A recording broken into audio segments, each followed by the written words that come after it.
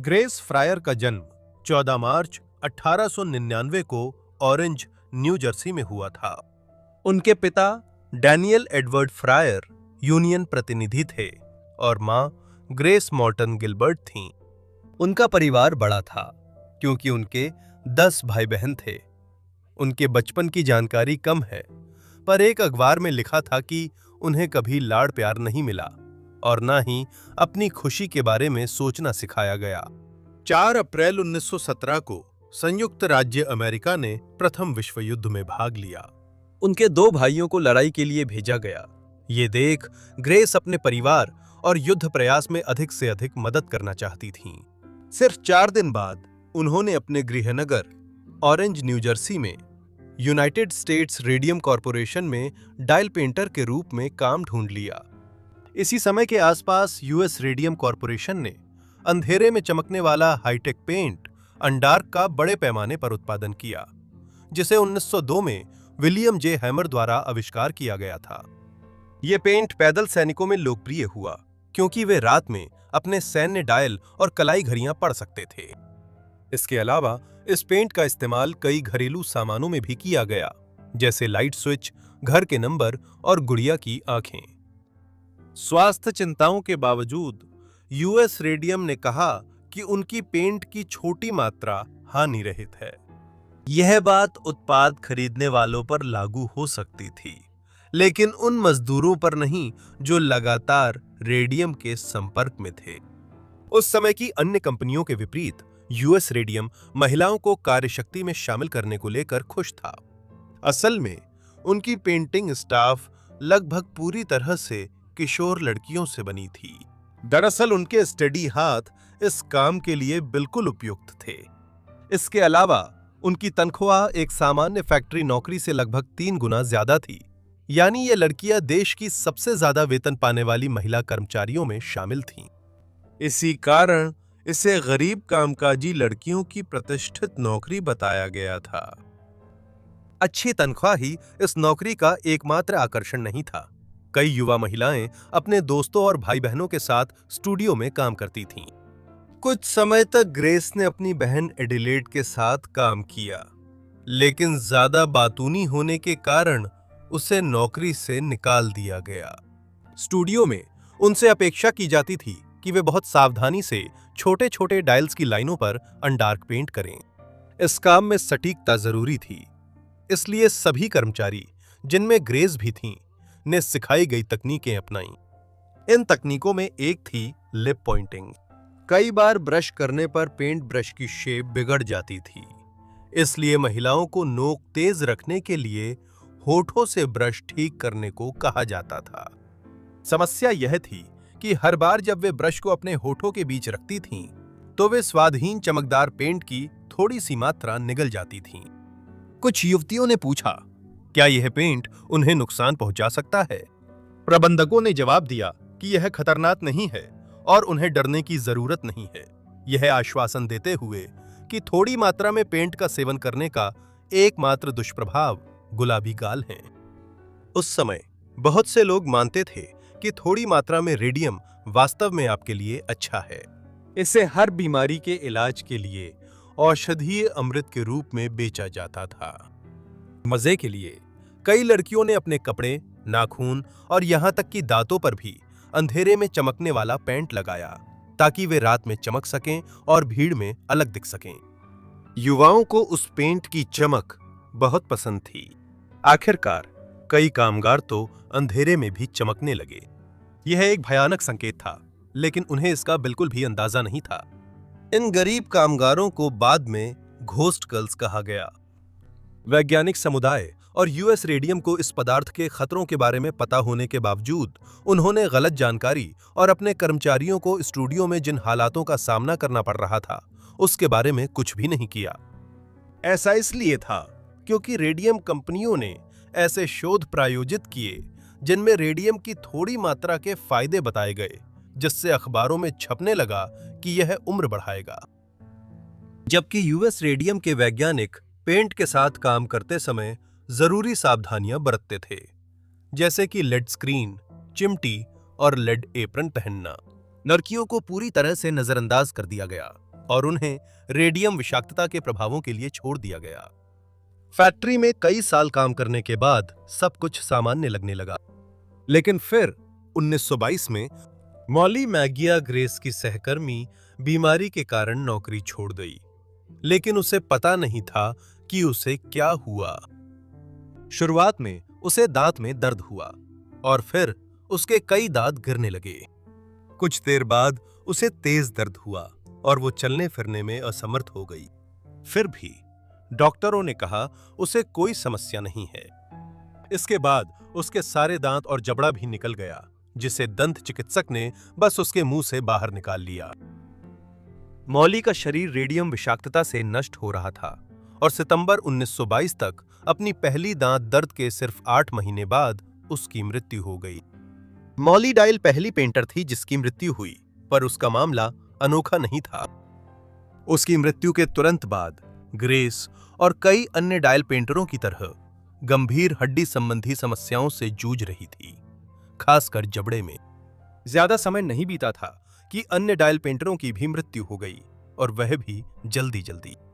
इन रहस्यमयी मौतों से यूएस रेडियम का कारोबार गिर गया।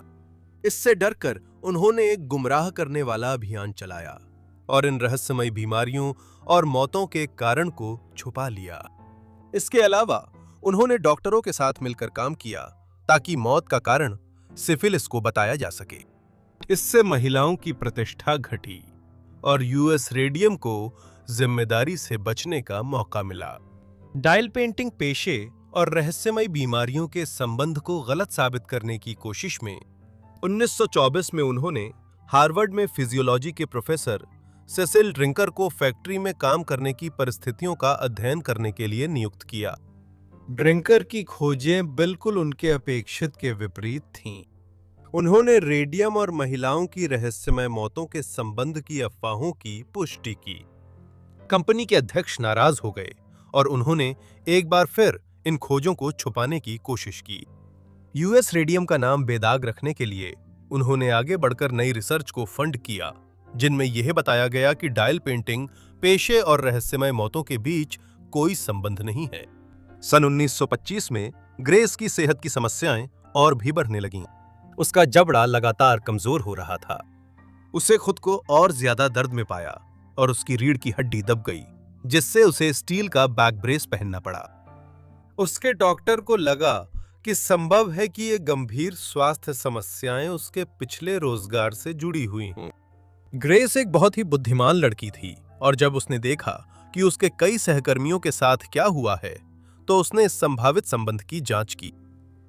इसके बाद उसने अपने स्वास्थ्य समस्याओं की जांच के लिए एक विशेषज्ञ फ्रेडरिक फ्लिन से सलाह ली। सभी स्पष्ट संकेतों और अपने डॉक्टर द्वारा बताई गई बातों के बावजूद फ्लिन ने कहा कि उसकी स्थिति का उसके पिछले काम से कोई लेना देना नहीं है। फिर भी इसके पीछे एक अच्छा कारण था। फ्लिन कोई विशेषज्ञ नहीं थी, वो तो डॉक्टर भी नहीं थे। वो एक विश्वविज्ञानी थे जो यूएस रेडियम के लिए काम करते थे। उसी साल यूएस रेडियम के पहले पुरुष कर्मचारी की भी अज्ञात कारणों से मौत हो गई, ठीक वैसे ही जैसे कई रेडियम गर्ल्स की हुई थी। आखिरकार विशेषज्ञों ने जिम्मेदारी संभाली और जांच की कि वास्तव में क्या हो रहा था।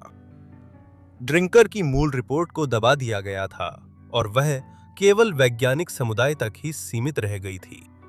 इसी कारण रेडियम गर्ल्स के लिए यह साबित करना मुश्किल था कि रेडियम की थोड़ी मात्रा भी सुरक्षित नहीं है। फिर डॉक्टर हैरिसन मार्टलैंड ने साबित किया कि ये अजीब बीमारियां और मौतें वास्तव में रेडियम विषाक्तता से हुई थीं। जांच के दौरान उन्होंने ये पता लगाया कि जब रेडियम किसी व्यक्ति के शरीर के अंदर होता है तो वो गंभीर और अपूरणीय नुकसान पहुंचाता है। यह इसलिए था क्योंकि निगला गया रेडियम लगातार विकिरण उत्सर्जित कर रहा था।